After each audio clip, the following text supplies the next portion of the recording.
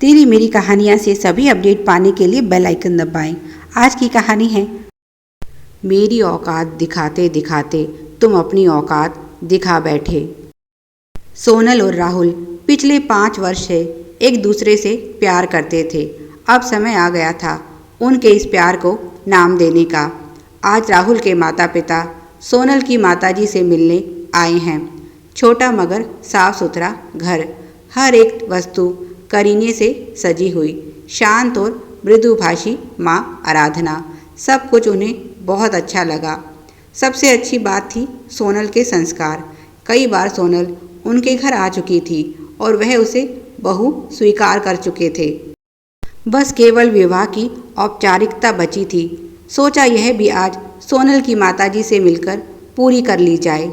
सोनल के पिताजी नहीं थे और उस समय उसके माता पिता ने प्रेम विवाह किया था, जिस कारण आज परिवार के रूप में केवल सोनल के पास एक माँ थी। उसके दादा दादी और नाना नानी ने कभी इस विवाह को स्वीकृति नहीं दी और फिर पिताजी भी चले गए। अब माँ के पास केवल सोनल थी, जिसे उन्होंने अपनी सारी दुनिया बना लिया था। राहुल के माता पिता इस तथ्य के बारे में जानते थे, इसीलिए उसके पिताजी के बारे में कोई तर्क वितर्क नहीं किया। वैसे भी शादी सोनल के साथ होनी थी। उसके माता पिता के अतीत से उनका क्या लेना देना। बस इतना ही पूछा था, आपकी तरफ से विवाह में कौन कौन सम्मिलित होगा। तब आराधना जी बोली, आपसे क्या छुपाना, आप सब जानते हैं। कुछ पारिवारिक मित्रों के अलावा और कोई नहीं। हमारी इच्छा है विवाह सादगी पूर्वक हो। बाकी जैसा आप चाहें वैसा इंतज़ाम करने की पूरी कोशिश करूँगी। राहुल के माता पिता भी ज़्यादा ताम झाम में यकीन नहीं रखते थे और बच्चे भी समझदार थे। एक छोटे से समारोह में दोनों का विवाह संपन्न हो गया। सोनल ससुराल चली आई और माँ आराधना अकेली रह गई। पर कुछ दिनों बाद अचानक सोनल राहुल के साथ घर पहुंची और अपने पिताजी के बारे में पता नहीं कैसे कैसे सवाल पूछने लगी माँ से। जब वह आराधना जी के उत्तरों से संतुष्ट नहीं हुई तो चिल्लाते हुए बोली, कब तक झूठ बोलकर अपना सच छुपाती रहोगी माँ। इसका मतलब मामा जी ने आपके बारे में जो कुछ कहा वह सब सच है। बताइए, मैं किसका गंदा खून हूँ? कौन है मेरे पिता? क्या काम करती थी आप? बेटी के ऐसे सवाल सुनकर आराधना जी बिल्कुल चुप हो गई। जिस अतीत को वह पीछे छोड़ आई थी, आज वही फिर से उनके सामने खड़ा उनसे सवाल पूछ रहा था। तभी किसी ने उन्हें पुकारा, कैसी हो चंदा रानी? यह नाम सुनकर उनका सारा शरीर जैसे कांप गया। तभी एक कुटिल मुस्कान के साथ उसने प्रवेश किया। यह बलवान सिंह था, जो कभी उनका ग्राहक रह चुका है। आराधना जी सर पकड़कर बैठ गई। बलवान सिंह के साथ राहुल के माता पिता भी थे। वह गरजते हुए बोला, देख लो अपनी आंखों से सच्चाई क्या है। तुम्हारी बहू एक बाजारू औरत की बेटी है। बलवान सिंह राहुल का रिश्ते में मामा लगता था। वह विवाह में नहीं आ पाया था, इसीलिए वर वधू को आशीर्वाद देने कुछ दिनों बाद आया। जब उसने विवाह की तस्वीरें देखी तो उनमें आराधना को पहचान लिया और अपनी बहन के आगे सारी सच्चाई कह सुनाई। सुनकर सोनल की सास दंग रह गई और जब सोनल को यह सच्चाई पता चली तो उसे खुद से घृणा हो गई।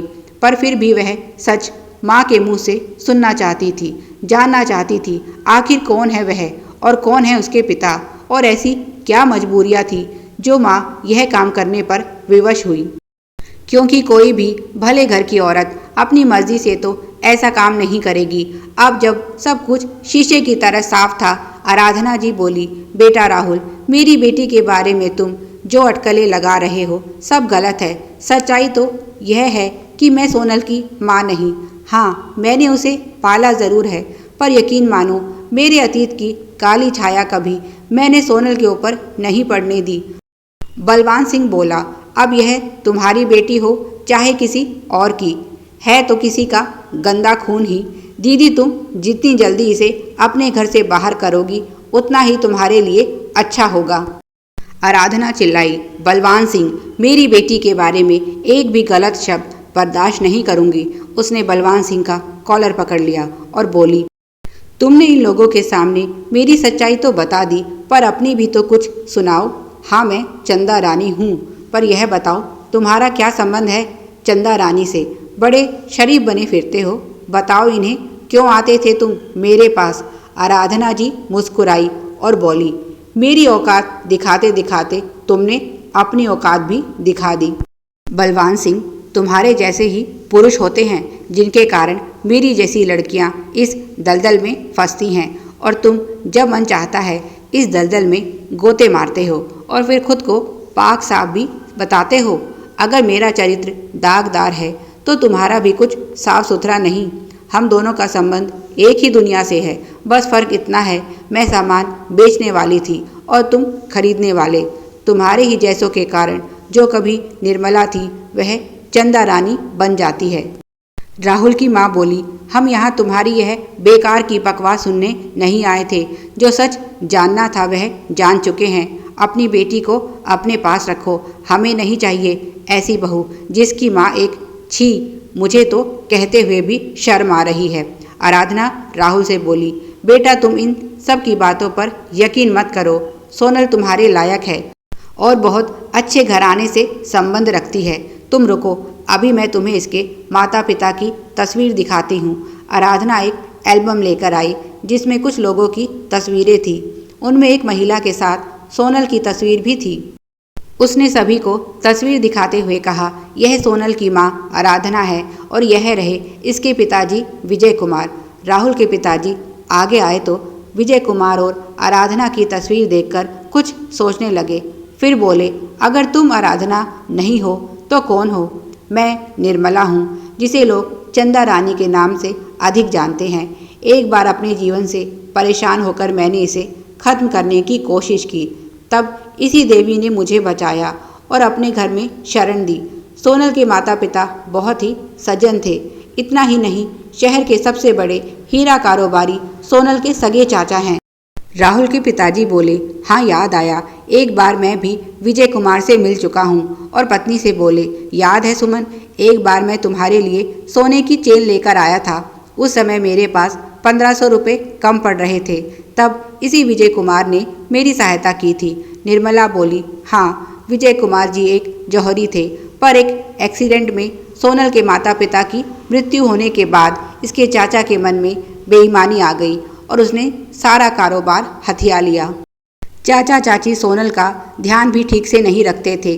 दादी इसकी पहले ही स्वर्ग सिधार चुकी थी और तब सोनल के दादाजी ने सोनल की जिम्मेदारी मुझे देते हुए कहा, बेटी मुझे यकीन है तुम ही सोनल को माँ का प्यार दे सकती हो। मैं नहीं जानता मेरी सांसें कब तक चलने वाली हैं, पर इतना जानता हूँ अगर सोनल इस घर में रही तो पता नहीं मैं अपने बेटे की इस आखिरी निशानी को बचा भी पाऊंगा या नहीं। और उसके बाद उन्होंने यहाँ शहर से दूर इस कस्बे में मेरे लिए इस घर की व्यवस्था की, साथ ही साथ सोनल की पढ़ाई लिखाई और शादी के लिए बैंक में इसके नाम से रुपए जमा करवा दिए। मैंने भी यहाँ आकर उनकी सहायता से कपड़ों की एक छोटी सी दुकान शुरू की और इस तरह से हम माँ बेटी का गुजारा आराम से होने लगा। पर कुछ वर्ष पहले उनकी मृत्यु हो गई। अगर वह जीवित होते तो पोती को आशीर्वाद देने ज़रूर आते। मैंने सोनल के चाचा को इसकी शादी की खबर भेजी थी, पर उधर से कोई जवाब नहीं आया।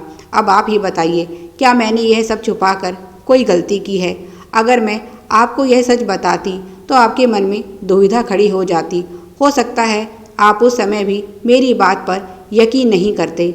और यह सच्चाई बताकर मैं सोनल को खोना नहीं चाहती थी। सच तो यही है कि मैंने सोनल को नहीं, सोनल ने मुझे नई जिंदगी दी है। यह जिंदगी इसके माता पिता से मुझे उधार मिली है।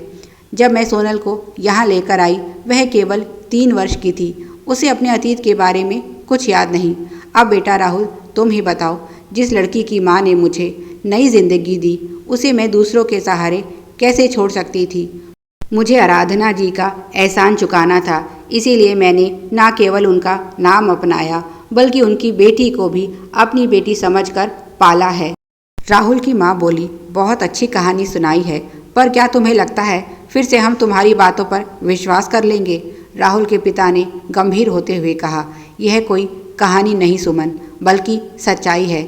जो रुपए मुझे इसके पिता ने उधार दिए थे मैं उन्हें लौटाने एक बार फिर से उनकी दुकान पर गया था। तब पता चला था कि वह अब इस दुनिया में नहीं रहे।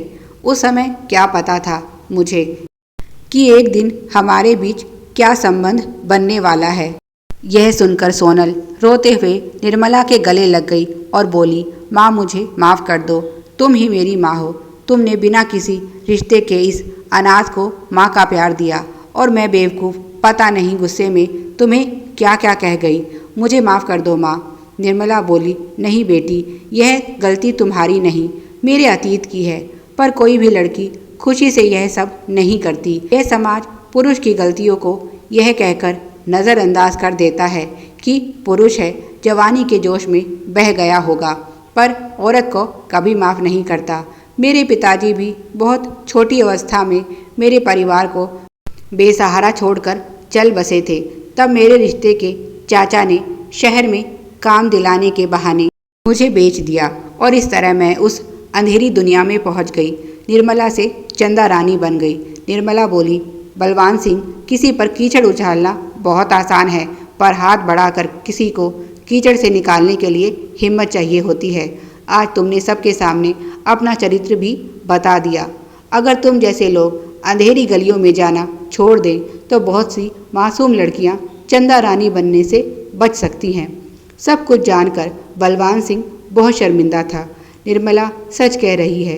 राहुल के माता पिता ने निर्मला से माफ़ी मांगी और बोली, बहन जी, हम बलवान की बातों में आ गए थे, पर अच्छा ही है जो आज हमें यह सच पता चल गया। आप चिंता मत कीजिए, आपकी बेटी को उस घर में कोई तकलीफ नहीं होगी और आपका यह राज राज ही रहेगा। बलवान सिंह भी आगे बढ़ा और निर्मला जी से माफ़ी मांगने लगा। हो सके तो मुझे माफ़ कर देना, मैं तुम्हारा गुनहगार हूँ। निर्मला बोली, अगर तुम सच में माफ़ी चाहते हो तो किसी मासूम जिंदगी को उस अंधेरे से निकालकर जीवन की नई रोशनी ज़रूर देना, तब समझना मैंने तुम्हें माफ़ कर दिया। प्रिय दर्शकों, आप सभी की सुविधा के लिए चैनल पर सैकड़ों कहानियाँ अलग अलग प्लेलिस्ट के रूप में उपलब्ध हैं। उन्हें भी पढ़ें और अपना प्यार दें। Please like, share and subscribe. Thanks for watching.